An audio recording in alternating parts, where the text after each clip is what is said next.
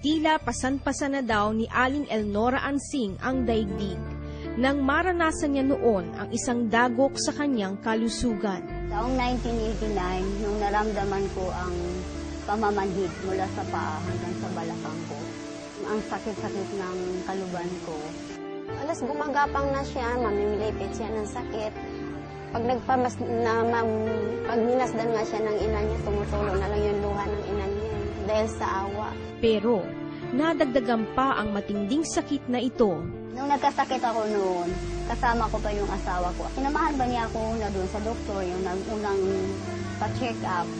Pero after 1 month, hindi na siya umuwi.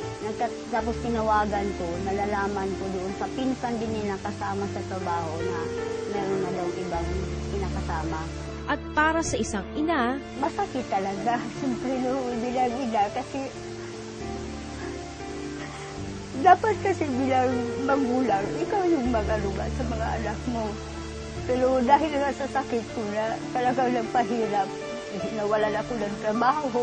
Hanggang sa dumating din ang liwanag sa animoy napakadilim niyang mundo. Sabi ko, hindi pwedeng magkasakit. Sabi ko gano'n kasi paano na nga yung mga anak ko. Naalala ko yung ultima. Kaya uminom ako. Meron akong ulcer. Tapos inom ako ng mga synthetic drugs. Talagang yun ang maging resulta.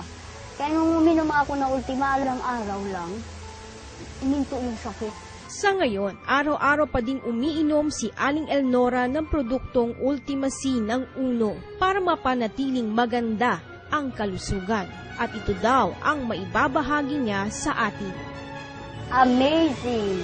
Tunay ngang health is wealth sa tulong ng Uno.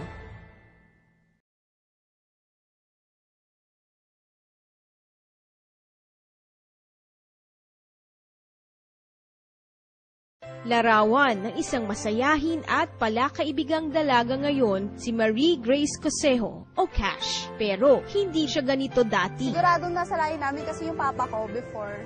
Ang dami-dami niyang pimples. Tita ko, lahat sila halos magkakapamilya, ang dami nilang pimples. So, sabi ni Papa, nasa lahi daw talaga namin. So, tanggapin ko na daw yung katotohanan na ganun na yung mukha ko. Alam mo yung feeling na tumatawa ka pero deep inside nadudurog yung puso mo. Kasi, syempre, tawag sa'yo, bakekang, minsan tinatawag ka na, kung ano-ano itsura, monster, ganyan. O kaya sinasabi nila sa akin, minsan halimaw, sobrang sakit. Minsan nga, sinasabi ko, Pa, bakit ganon?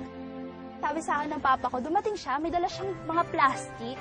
Nung tingnan ko yung product, sabi ko, glutathione soap. Sabi ko, na-try ko na yung ganito, ganyan. Sabi niya, iba yan kasi natural yan. Tapos may nakita kong isang tube naman sa kabila. Sabi niya, ito gamitin mo to sa mukha mo. Ay naku, paano na naman yan? Akala ko ba wala nang pag-asa yung lahi natin? Kasi sinubukan ko siya that night mismo. Unang-una, pinanghilamos ko yung glutathione soap. Tapos, nung pagkagamit ko ng glutathione soap, naramdaman ko kagad yung pakiramdam niya na parang ang smooth niya na parang may powder ka na kagad sa mukha. Sabi ko, wow, ang sarap naman ng feeling. I never felt so clean before sa face ko. Kasi before, ang hapdi Pero yung glutathione soap, hindi. Napaka-natural. Pagkatapos nun, sabi ni Papa, ito gamitin mong isa, ang pangalan niya, Tanaka. Para siyang foundation. So, sabi ko, foundation to Anong gagawin ko dito? Haluan mo ng tubig, gawin mong mud pack. Kinabukasan pagising ko, hindi siya parang mud pack, para na siyang foundation sa mukha ko. Hindi siya parang putik, kundi foundation yung itsura niya. Then pagtingin ko sa salamin, parang may bago. Tapos, bigla akong mapangiti. Kasi actually, hindi talaga ako tumitingin sa salamin before Kasi sobrang nakakalungkot talagang tingnan yung itsura ko sa salamin. Then that time, tingnan ko, yung pimples ko, nag-dry siya kaagad. At kung dati daw ay masasakit na tukso ang natatanggap niya, kung dati, bakekang yung tawag nila sa akin, ngayon ganda na. Yun yung pinakamasarap na pakinggan sa lahat. Mas masarap na i-share mo sa ibang tao yung kagandahan na nangyari sa'yo para maranasan din nila yung ganda ng produkto ng Uno. Sa tulong ng Uno, napatunay ni Cash na true beauty comes from deep within.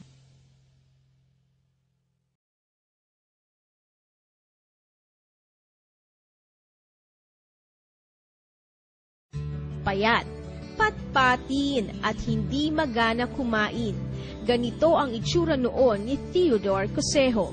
Simula pa nung maliit siya, payat na talaga siya. Hindi siya tumaba ng talagang yung ordinary o typical na baby na talagang chubby, mataba. Talagang makikita mo na skinny siya mula nung ipanganak siya. Ang nagilty ako, sabi ko sa sarili ko, bakit ba parang pinigilan ko ata yung nourishment niya dahil nung makita ko nga lumabas na hindi siya katabaan na bata. Ang hindi alam ni Mommy Grace, Palihim na nilalagay ng husband ko yung Ultimacy dun sa juice o yung sa pitcher ng drinks ng anak ko. So, I noticed na parang lumalakas kumain. Eh di nakikita yung husband ko dahil doon lang niya ni-reveal sa akin na nilalagyan nga daw niya ng Ultimacy. Nung minsan, isang madaling araw, sabi ko 4 o'clock pa lang, 5 o'clock gumigising yung mga anak ko, tsaka talagang ginigising ko. Tapos nagulat ako, may kumakaluskos sa kusina. Hindi sa magalit ako, natawa ako kasi alam ko, bago kami natulog, kumain siya. So sabi ko, busog ko. Sabi niya, Mama, nagugutom na ako uli. hindi lang daw sa pagkain naging magana si Theodore, maging sa paglalaro ng basketball. Hindi ko siya mapaligiran, naging involved talaga sa sports and even extracurricular activities sa school. Yes, I will highly suggest na gamitin yung Ultimacy kasi hindi lang siya effective kay Theodore, even with the rest of the members of my family, including me. Masasabi nating ito ay wellness fit for the whole family sa tulong ng UNO. Number 1!